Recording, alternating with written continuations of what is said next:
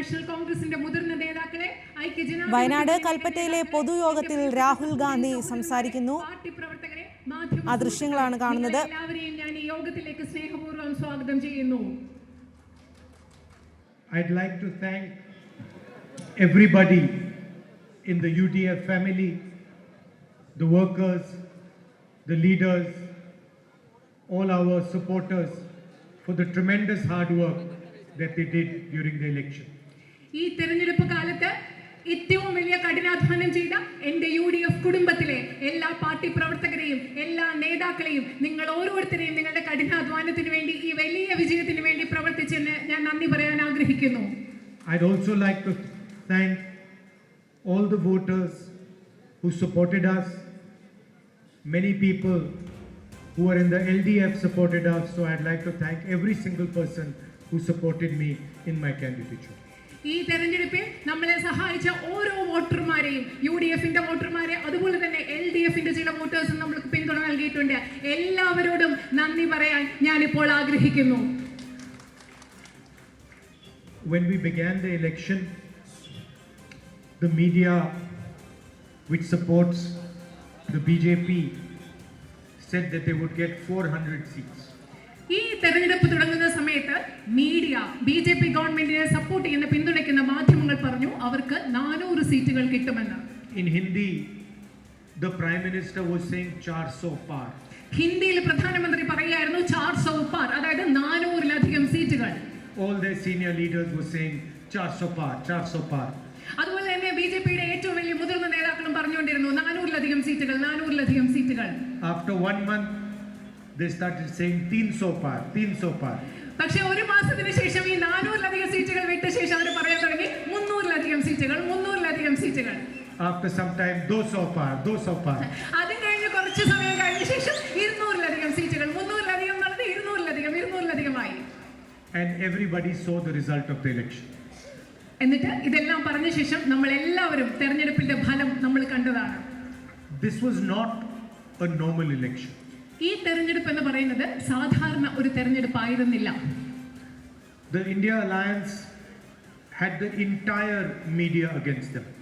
India സഖ്യത്തിന് ഈ മുഴുവൻ മാധ്യമങ്ങൾ India സഖ്യത്തിനെതിരായിരുന്നു. The CBI, the ED, the Enforcement Directorate, the entire administration was against us. ഇതുപോലെ CBI, രാജ്യത്തെ എൻഫോഴ്സ്മെന്റ് ഡയറക്ടറേറ്റ്, ഇൻകം ടാക്സ് തുടങ്ങി എല്ലാ സംവിധാനങ്ങളും, എല്ലാ ഭരണ സംവിധാനങ്ങളും ഇന്ത്യ മുന്നണിക്കെതിരായിരുന്നു ഈ തെരഞ്ഞെടുപ്പിൽ. The Election Commission designed the election to suit the Prime Minister's needs. പ്രധാനമന്ത്രിയുടെ ആവശ്യങ്ങൾക്ക് തൃപ്തികരമായ രീതിയിലാണ് ഈ ഇലക്ഷൻ കമ്മീഷൻ ഇലക്ഷൻ രൂപകൽപ്പന ചെയ്തത് തന്നെ പ്രധാനമന്ത്രിയുടെ താല്പര്യങ്ങൾക്കനുസരിച്ചാണ്.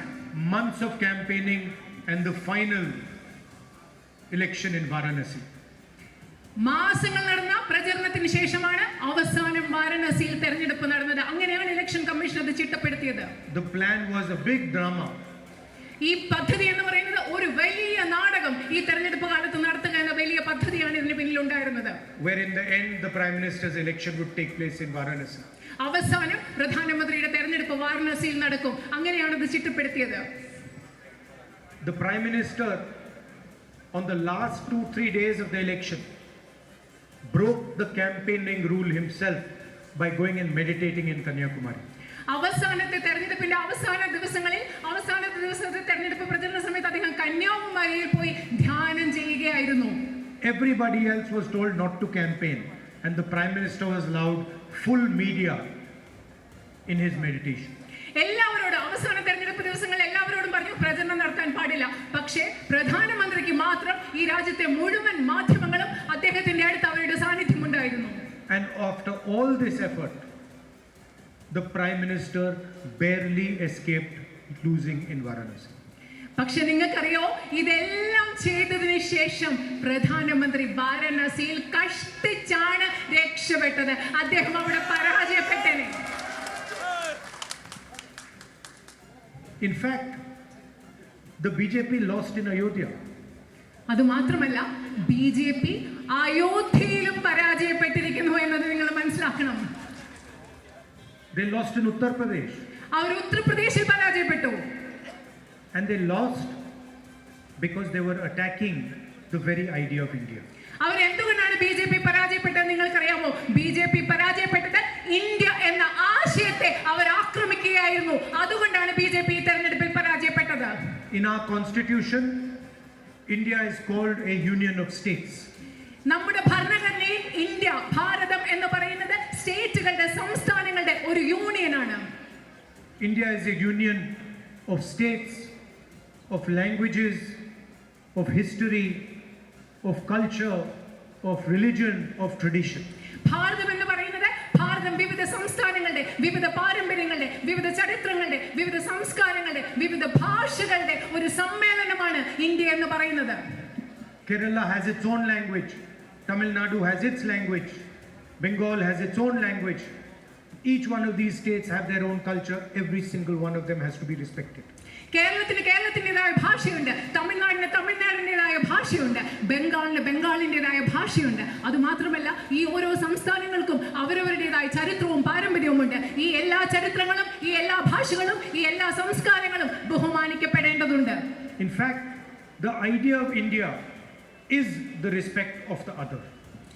യഥാർത്ഥത്തിൽ ഇന്ത്യ എന്ന ആശയം എന്ന് പറയുന്നത് മറ്റുള്ളവരെ, മറ്റുള്ളതിനെ, അപരരെ ബഹുമാനിക്കലാണ്. And the symbol of respecting the other is the Constitution of India. മറ്റുള്ളവരെ ബഹുമാനിക്കുക എന്നതിന്റെ അടയാളം എന്ന് പറയുന്നത് ഇന്ത്യയുടെ ഭരണഘടനയാണ്.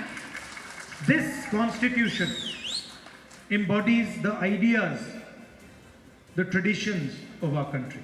ഈ രാജ്യത്തിന്റെ ആശയങ്ങൾ, ഈ രാജ്യത്തെ രാജ്യമാക്കുന്ന ആശയം, ഈ രാജ്യത്തിന്റെ പാരമ്പര്യം, ഇതിന്റെ എല്ലാം മൂർത്തിമത് ഭാവമാണ് ഇന്ത്യയുടെ ഭരണഘടന എന്ന് പറയുന്നത്.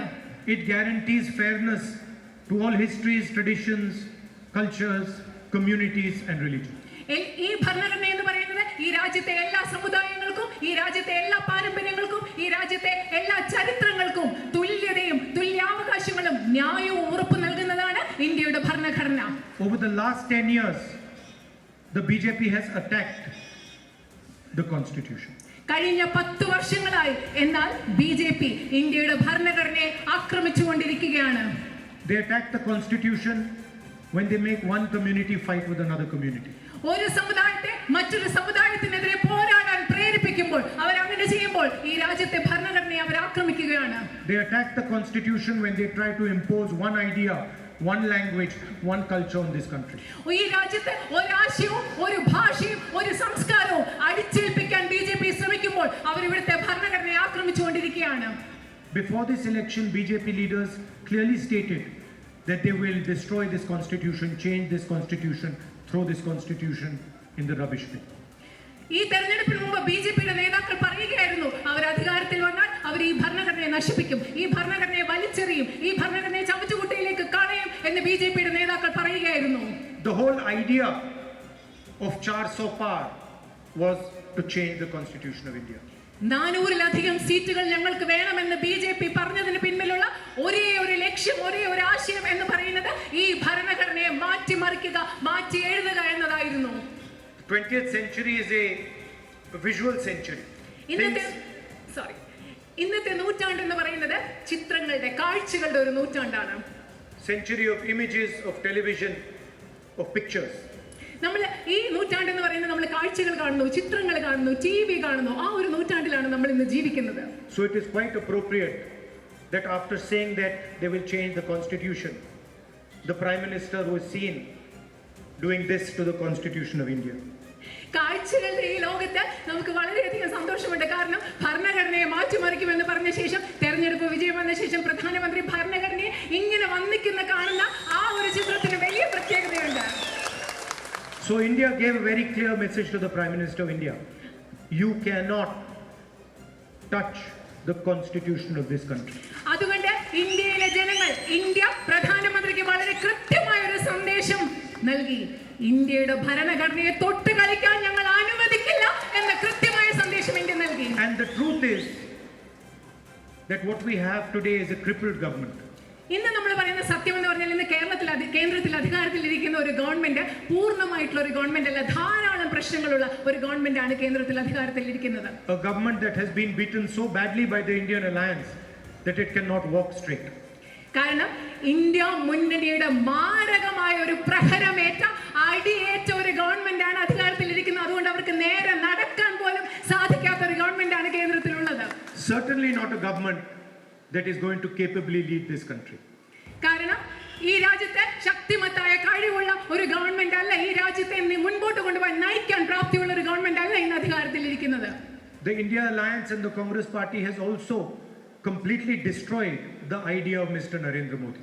അത് മാത്രമല്ല, ഇന്ത്യൻ നാഷണൽ കോൺഗ്രസും ഇന്ത്യ സഖ്യമുന്നണിയും ചേർന്ന് നരേന്ദ്രമോദിയുടെ ആശയങ്ങളെ ഈ തെരഞ്ഞെടുപ്പിൽ പൂർണ്ണമായും പരാജയപ്പെടുത്തിയിരിക്കുന്നു എന്ന് കൂടി പറയാൻ ഞാൻ ആഗ്രഹിക്കുന്നു. Today, the Narendra Modi you see is a completely different Narendra Modi than before the elections. ഇന്ന് നിങ്ങൾ കാണുന്ന നരേന്ദ്രമോദി എന്ന് പറയുന്നത് തെരഞ്ഞെടുപ്പിന് മുമ്പ് നമ്മൾ കണ്ട നരേന്ദ്രമോദിയിൽ നിന്നും തികച്ചും വ്യത്യസ്തനായ ഒരു നരേന്ദ്രമോദിയാണ് ഇന്ന് നമ്മൾ കാണുന്നത്. The people of Wayanad supported me throughout the last 5 years. കഴിഞ്ഞ 5 വർഷങ്ങൾ മുഴുവൻ നിങ്ങൾ ഓരോരുത്തരും വയനാട്ടിലെ ജനങ്ങൾ എന്നെ പരിപൂർണമായി ഉള്ള പിന്തുണ എനിക്ക് നൽകിയിട്ടുണ്ട്. I was traveling across the country and the people of Wayanad were supporting me throughout. ഞാൻ ഈ രാജ്യം മുഴുവൻ യാത്ര ചെയ്തുകൊണ്ടിരിക്കുകയായിരുന്നു. ആ കാലയളവിൽ മുഴുവൻ വയനാട്ടിലെ ജനങ്ങൾ നിങ്ങൾ ഓരോരുത്തരും എന്നെ പിന്തുണച്ചു. I was being interrogated by the ED for 55 hours.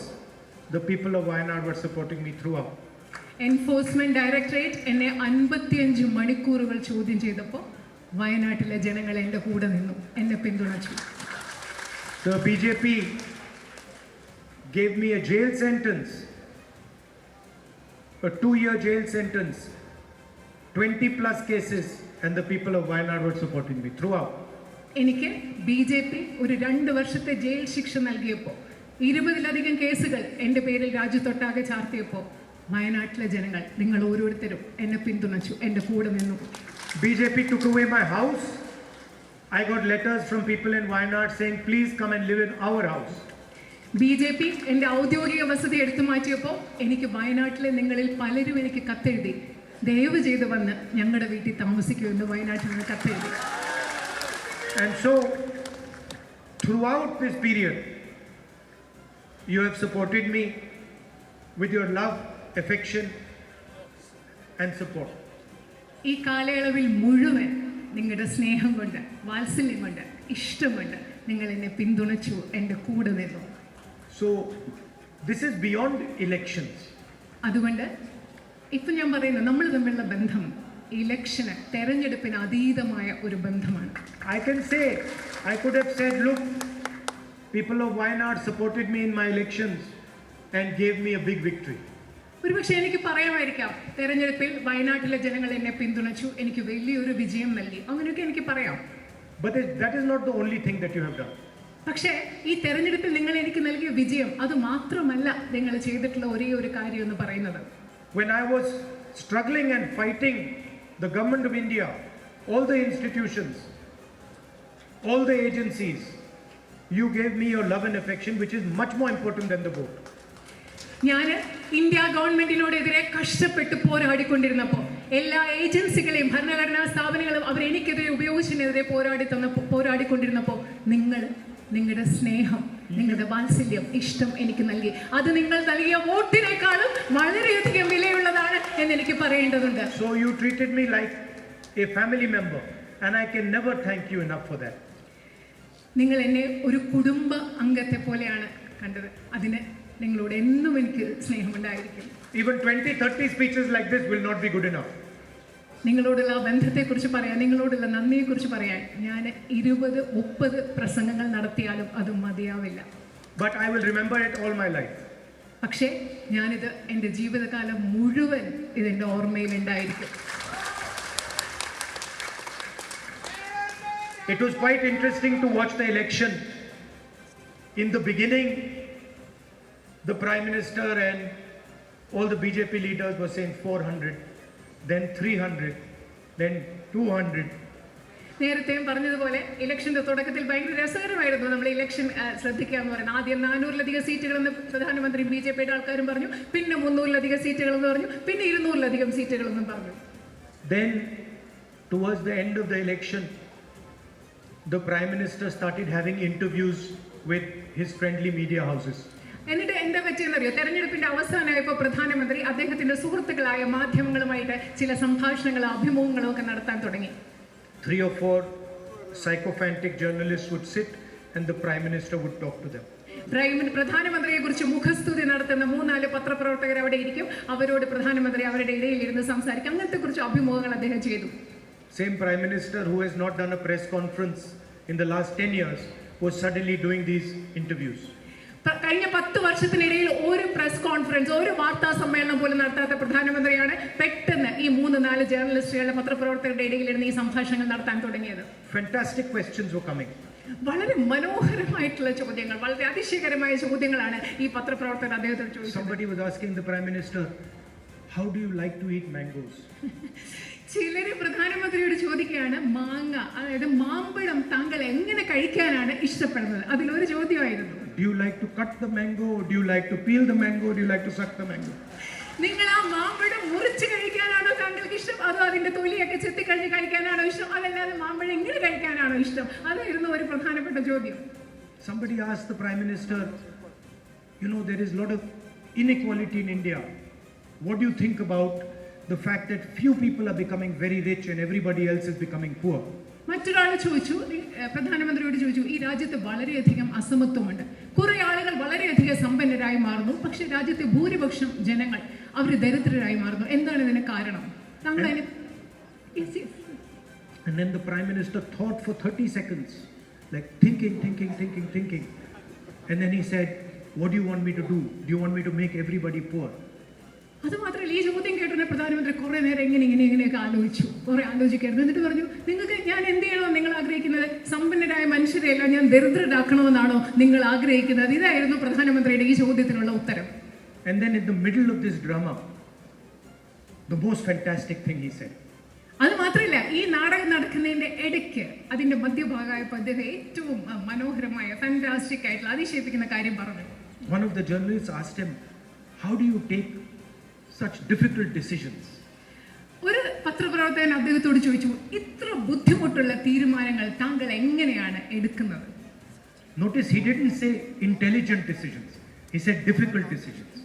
നിങ്ങൾ ശ്രദ്ധിക്കണം, ഈ പത്രപ്രവർത്തകൻ ചോദിച്ചത് താങ്കൾ ബുദ്ധിപരമായ തീരുമാനങ്ങൾ എങ്ങനെയാണ് എടുക്കുന്നതെന്നല്ല, ഇത്രയും ബുദ്ധിമുട്ടുള്ള തീരുമാനങ്ങൾ താങ്കൾ എങ്ങനെ എടുക്കുന്നതെന്നാണ് ഈ പത്രപ്രവർത്തകൻ ചോദിച്ചത്. നിങ്ങൾ പ്രത്യേകം ശ്രദ്ധിക്കണം. Like demonetization, like a bad GST. അതായത് നോട്ട് നിരോധനം, അതുപോലെ തന്നെ വളരെ വികലമായ ഒരു ചരക്ക് സേവന നികുതി നടപ്പിൽപ്പെടുത്തി ഇത്തരം ബുദ്ധിമുട്ടുള്ള തീരുമാനങ്ങളെ കുറിച്ചാണ് അദ്ദേഹം ചോദിച്ചത്. And the Prime Minister again thought about it, and then he answered, I don't take any decisions. പ്രധാനമന്ത്രി അതിനെപ്പറ്റിയും കാര്യമായിട്ട് ആലോചിച്ചു. അതിനുശേഷം അദ്ദേഹം പറഞ്ഞു, ഞാനല്ല തീരുമാനങ്ങളൊന്നും എടുക്കുന്നത്, ഞാൻ ഒരു തീരുമാനങ്ങളും എടുക്കാറില്ല.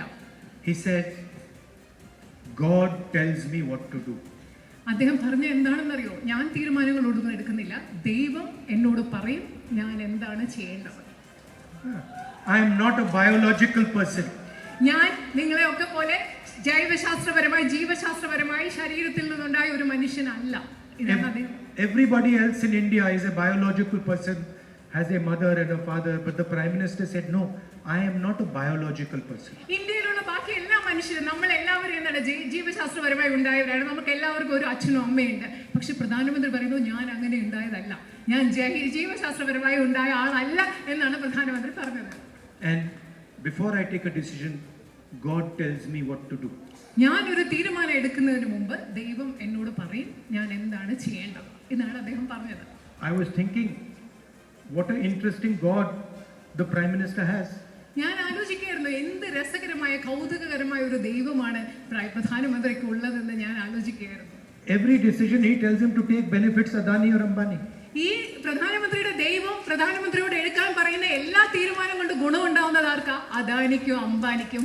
അങ്ങനെയുള്ള ഒരു ദൈവത്തെ വെച്ച് ഞാൻ എന്ത് രസകരമാണെന്ന് This ആലോചിക്കുക. Narendra Modi's God does not want to help farmers, does not want to help poor people, does not want to help workers, does not want to help unemployed youngsters, just wants to help Adani and Ambani. അത് എന്ത് കൗതുകകരമാണ്. ഈ നരേന്ദ്രമോദിയുടെ ദൈവത്തിന് ഈ രാജ്യത്തെ കർഷകരെ സഹായിക്കണമെന്ന് ആഗ്രഹമില്ലേ? ഈ രാജ്യത്തെ തൊഴിലില്ലാത്ത മനുഷ്യരെ സഹായിക്കണമെന്ന് ആഗ്രഹമില്ലേ? ഈ രാജ്യത്തെ ദരിദ്രരായ മനുഷ്യരെ സഹായിക്കണമെന്ന് ആഗ്രഹമില്ലേ? ഈ രാജ്യത്തെ തൊഴിലാളികളെ സഹായിക്കണമെന്ന് ആഗ്രഹമില്ലേ? ഈ ദൈവത്തിന് അദാനി അംബാനി മാത്രം സഹായിക്കണമെന്നാണ് ആഗ്രഹമുള്ളത്. അത് വളരെ കൗതുകകരമാണ്. Imagine the arrogance of the Prime Minister. ഇത് പറയുമ്പോൾ നിങ്ങൾ ആലോചിക്കുക, പ്രധാനമന്ത്രിയുടെ ധാർഷ്ട്യം എത്രമാത്രമാണെന്ന് നിങ്ങളൊന്ന് സങ്കല്പിച്ച് നോക്കുക. There are 1.4 billion people in India, and the Prime Minister thinks he is different than all of them. ഈ രാജ്യത്ത് ഒരു 1.4 ബില്യൺ ജനങ്ങളുള്ളപ്പോൾ പ്രധാനമന്ത്രി ചിന്തിക്കുന്നു, ഞാൻ ഈ മനുഷ്യരിൽ നിന്ന് എല്ലാം ഞാൻ വ്യത്യസ്തനാണെന്ന് ചിന്തിക്കുന്നത് എത്രമാത്രം അഹങ്കാരമാണ്, ധാർഷ്ട്യമാണെന്ന് നിങ്ങൾ ചിന്തിക്കുക. I have a very different view. എനിക്ക് വളരെ വ്യത്യസ്തമായ ഒരു കാഴ്ചപ്പാടുണ്ട്. For me, God is in all of you. പക്ഷേ എനിക്ക് പ്രധാനമന്ത്രിയുടെ ദൈവം ഇത് പറയുമ്പോൾ എന്നെ സംബന്ധിച്ചിടത്തോളം എൻ്റെ ദൈവം എന്ന് പറയുന്നത് ഇവിടെ ഇരിക്കുന്ന നിങ്ങൾ ഓരോരുത്തരുമാണ്. In every single person, in the voice of every single person. എൻ്റെ ദൈവം എന്ന് പറയുന്നത്, ഞാൻ കാണുന്ന ദൈവം എന്ന് പറയുന്നത് ഈ രാജ്യത്തെ ഓരോ മനുഷ്യരിലുമാണ്. ഈ രാജ്യത്തെ ഓരോ മനുഷ്യന്റെ ശബ്ദത്തിലുമാണ് എൻ്റെ ദൈവം ഇരിക്കുന്നത്. And this is the protector of the voice of all our people. ഈ രാജ്യത്തെ ജനങ്ങളുടെ ശബ്ദത്തെ സംരക്ഷിക്കുന്നത് എന്ന് പറയുന്നത് ഈ എടുത്തു കാണിച്ച Indian ഭരണഘടനയാണ്. So, of course, our work has only begun right now. തീർച്ചയായും ഈ തെരഞ്ഞെടുപ്പിന് ശേഷം ഞങ്ങളുടെ ജോലി, നമ്മുടെ ജോലി തുടങ്ങിയിട്ടേ ഉള്ളൂ എന്ന് നിങ്ങളോട് പറയാൻ ഞാൻ ആഗ്രഹിക്കുന്നു. And we have proposed a vision for the country in our manifesto. ഞങ്ങളുടെ പ്രകടന പത്രികയിൽ, ഇന്ത്യൻ നാഷണൽ കോൺഗ്രസിന്റെ പ്രകടന പത്രികയിൽ ഈ രാജ്യത്തിന് വേണ്ടിയുള്ള ഒരു ദർശനം, കാഴ്ചപ്പാട് ഞങ്ങൾ അവതരിപ്പിച്ചിട്ടുണ്ട്. A pro-poor vision, a pro-farmer vision, a vision that will provide employment to millions and millions of youngsters. ഈ രാജ്യത്തെ കർഷകരോട് ചേർന്ന് നിൽക്കുന്ന, ഈ രാജ്യത്തെ ദരിദ്രരോട് ചേർന്ന് നിൽക്കുന്ന, ഈ രാജ്യത്തെ ദശലക്ഷക്കണക്കിന് തൊഴിലില്ലാത്തവർക്ക് തൊഴിൽ നൽകുന്ന ഒരു ദർശനം, കാഴ്ചപ്പാടാണ് അത് ഈ രാജ്യത്തിന് വേണ്ടി ഞങ്ങൾ അവതരിപ്പിച്ചിട്ടുള്ളത്. And we have a very strong and vibrant opposition. അത് മാത്രമല്ല, ഇപ്പോൾ നമുക്ക് വളരെ ശക്തമായ, സജീവമായ, സക്രിയമായ ഒരു പ്രതിപക്ഷം ഉണ്ട് എന്ന് കൂടി നിങ്ങളോട് പറയാൻ ഞാൻ ആഗ്രഹിക്കുന്നു. And we are going to make sure that the voice of the opposition pressurizes the government to act on our vision. അത് മാത്രമല്ല, ഞാൻ നേരത്തെ